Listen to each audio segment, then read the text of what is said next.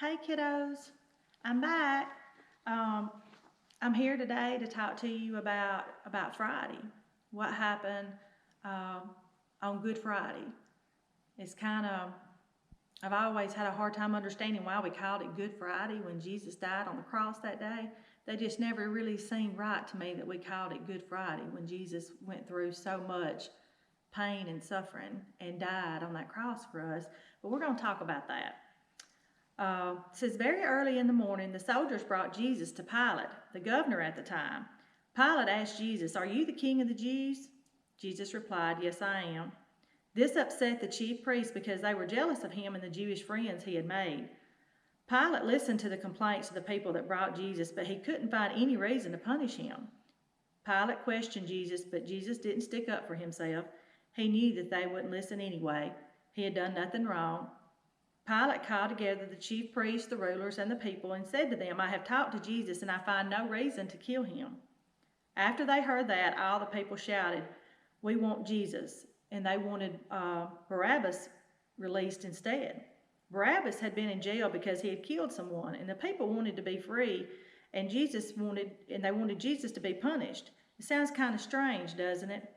That they'd want a killer to be turned loose, but they wanted Jesus to be killed. The chief priests went around telling people lies about Jesus so that they would be afraid of him and would want to kill him.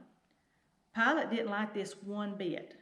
He wanted to let Jesus go, so he tried to talk to the people, but they didn't let him. They just kept shouting, "Crucify him, crucify him."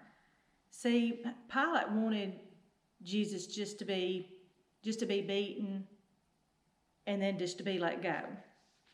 But the people weren't having that. They were not having that. Pilate tried again, yelling, "What has Jesus done wrong? I can punish him, but then I must let him go. He doesn't deserve to die." But the people just shouted louder to crucify Jesus, and Pilate wanted to please the crowd, so he freed Barabbas and sent Jesus to die.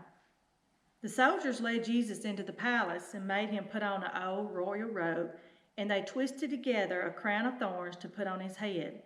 Then they made fun of him and said, "Hail, King of the Jews." They didn't understand that he was a king, and that's why they made fun of him. And right here is something that would have been similar to the crown of thorns that they placed on Jesus' head. But I'm quite sure that the thorns were probably longer than these. They were probably stronger than these.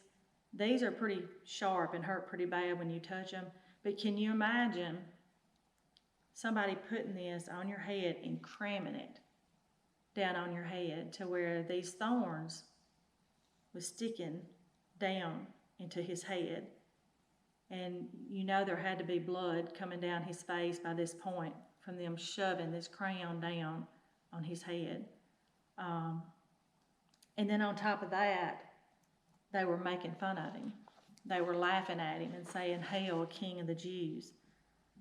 So it says, next the soldiers led Jesus towards a hill called Golgotha. But before they done this, before they carried him up the hill to Golgotha, they beat him so severely. It was terrible. And Jesus' mother Mary was there. She was there in the crowd, and she was watching what they were doing to her son.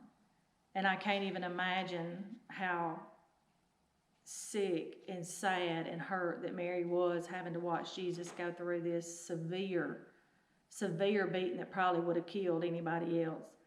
But after they got through beating him, then they're going to make him carry this cross up this hill to Golgotha. Jesus at this point has lost a lot of blood. Jesus is so weak from being beaten. He's exhausted, he's in pain, and he's physically not able to carry that cross by himself. So we know that he had some help from a man named Simon who happened to be near one of the times that he fell. So the soldiers grabbed him and made him help Jesus carry the cross the rest of the way. The soldiers offered Jesus wine mixed with myrrh. That was supposed to help with the pain, but Jesus refused it. when they reached the top of the hill, that's where they nailed Jesus to the cross. And there was 3 crosses, and Jesus was in the middle. And there was a criminal on the right and a criminal on the left, both of them. He was right in the middle of 2 criminals. But Pilate made a sign to put on the cross, and it read what he was supposed to be being punished for, and it was Jesus of Nazareth, King of the Jews. The soldiers watched Jesus and made fun of him. They even divided up his clothes to be even more mean. Some people walked by and shouted, "You saved others, why can't you save yourself?" Jesus could have saved himself, but he chose not to because he wanted to save us instead. Jesus ignored the people, but he did see his mother. And he had to feel terrible for his mother having to see him go through this, having to watch her son die on a cross. He told one of his disciples to be sure to take care of his mother after he was gone, and we know that the disciple did. Later, Jesus could not, his time had just come. It had come, and he hollered out, "It is finished." And then he bowed his head, and he died. It says, suddenly a huge curtain that hung at the temple was torn in half from top to bottom. It was like an earthquake and darkness.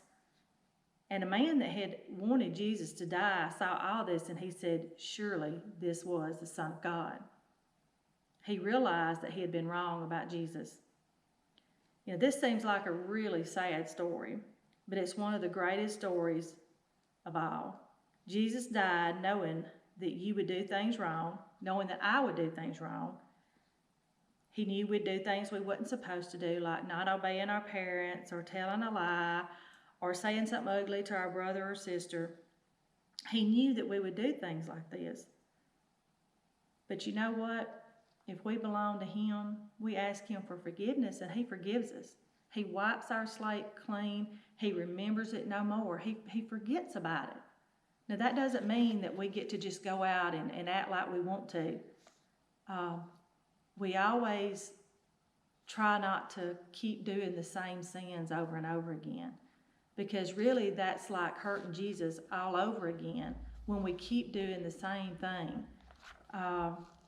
So anytime that we confess to God and we ask forgiveness for our sin, that's something we need to try not to do anymore. So this was a very, very sad day, Friday was.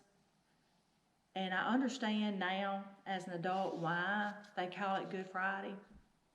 And it's Good Friday for us.